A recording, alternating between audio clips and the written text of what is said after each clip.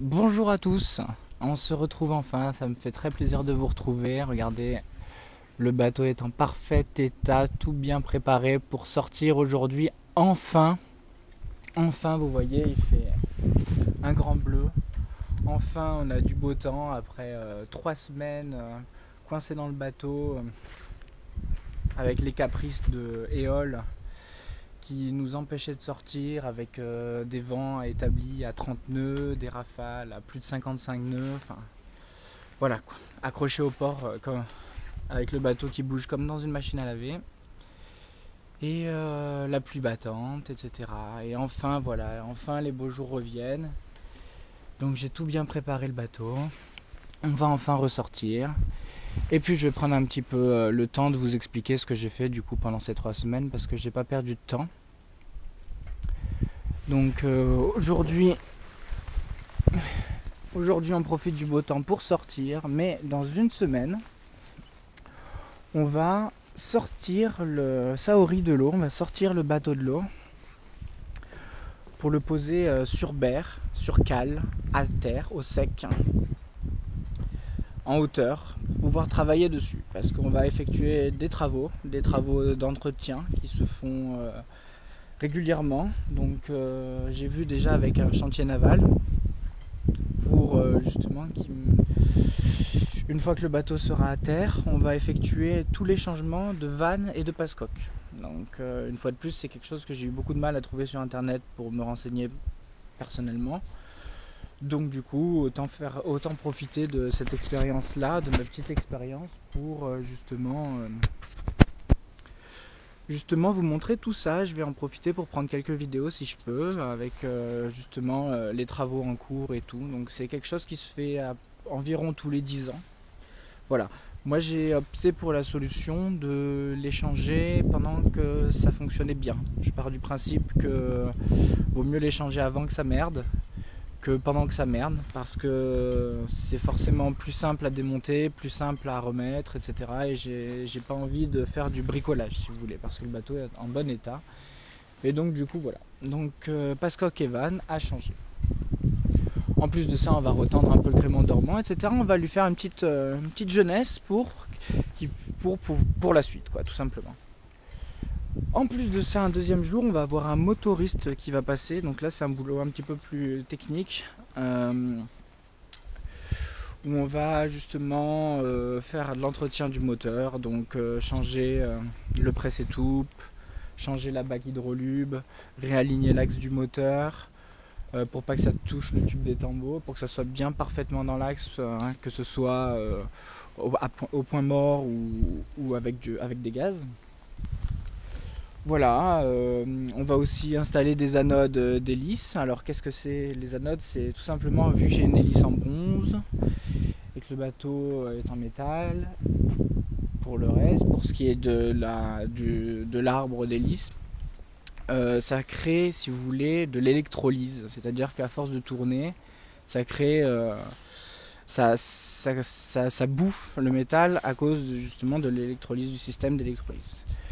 Donc du coup, pour éviter ça, on met des petites bagues, ce qu'on appelle des anodes, autour de l'hélice, derrière l'hélice et autour de l'arbre d'hélice, pour justement que ce soit cette partie-là qui se bouffe et pas le reste.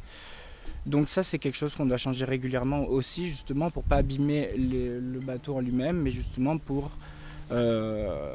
que ce soit ces petites pièces consommables, si vous voulez, qui s'utilisent et qui se rongent à force. Voilà, donc on va réinstaller tout ça, et pour ça forcément il faut sortir le bateau de l'eau, au moins pour réaligner le moteur et changer le presse-étoupe. Ce sont des choses qui peuvent ne se faire qu'à terre, malheureusement.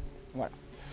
Donc ça, c'est pour la semaine prochaine. Donc vous voyez qu'on va avoir encore des vidéos, j'espère, très intéressantes, avec où je vais moi-même en apprendre beaucoup plus, et donc essayer un petit peu de partager ça.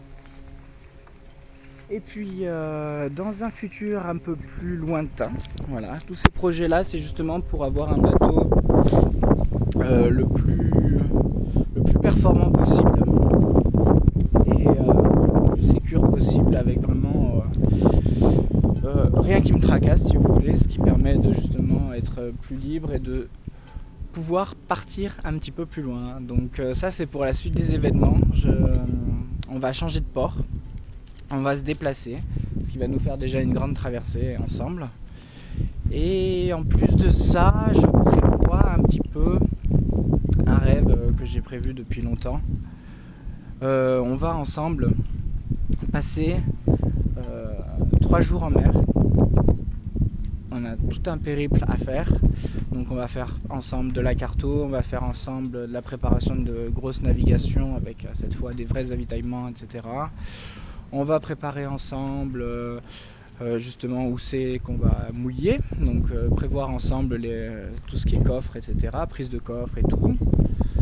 On va aussi prévoir des ports de repli en cas de pépin. On va naviguer du matin au soir. Ça va être génial. J'ai prévu 3 jours pour prévoir large. On a des endroits qui vont être très techniques au niveau de la marée, au niveau de la hauteur. Je vous fais pas plus de détails parce que pour l'instant c'est un projet qui va être réalisé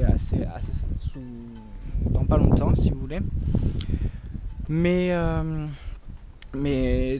voilà, on prendra le temps de retravailler ça ensemble et du coup il y aura pas mal de vidéos sur cette préparation de sortie qui va durer 3 jours sans escale, en solitaire, sans assistance et blablabla et blablabla.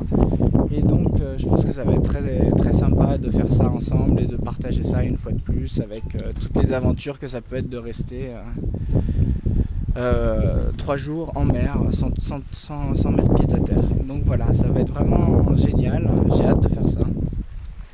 Et puis du coup voilà, aujourd'hui on va profiter pour sortir une fois de plus. Vous voyez que j'ai tout préparé le bateau. Et on va enfin profiter un peu du bon temps. Alors il y a très peu de vent, donc du coup ça va être une journée un petit peu tranquille, un petit peu pépère, mais ça va vraiment faire du bien de sortir enfin. Voilà pour ce qui est des nouvelles du jour. Et puis on verra après par la suite ce qui va se passer. Mais déjà je pense que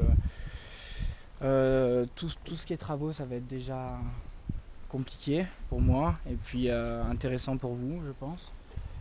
Et puis après on verra pour toutes ces traversées, toutes ces aventures futures, puisqu'on sera libre d'aller où on veut, puisque le bateau sera en état, si vous voulez, d'aller dans un petit port où il n'y a pas grand chose, etc. Là j'en profite d'être dans le plus grand port d'Europe pour justement profiter de tous ces chantiers navals et tous ces services qui sont ici avec tous ces gens expérimentés qui sont autour du port. Voilà. Bon bah écoutez, je vous fais de gros bisous et on se retrouve tout à l'heure pour sortir en mer. Allez, ciao ciao, à bientôt.